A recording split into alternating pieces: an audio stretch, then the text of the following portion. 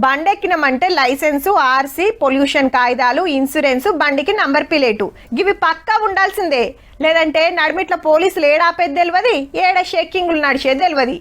ఏ ఒక్కటి లేకున్నా ఫైన్లు వేస్తూనే ఉంటారు. మళ్ళా హగా అన్ని చెప్పినావు గాని అసలుదే మర్చిపోయినావు అంటారా?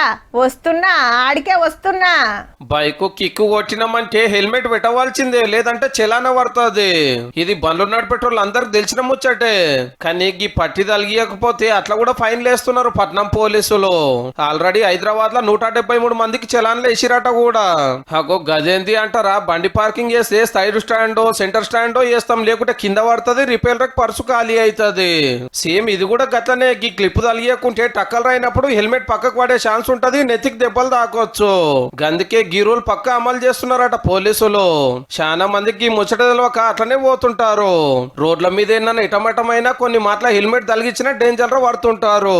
పబ్లిక్ పానాల కోసం పోలీసుల తండ్లాట మంచిగానే ఉన్నది, కానీ బండ్లు నడిపేటోళ్ళకి ఈ ముచ్చట అర్థమయ్యేటట్టు చెప్పాలి. 4 వద్దులు అంతటా ప్రచారం చేయాలి. అంతేగాని దీన్ని కూడా ఫైన్ ఎట్లా ఇస్తారు సాలరు.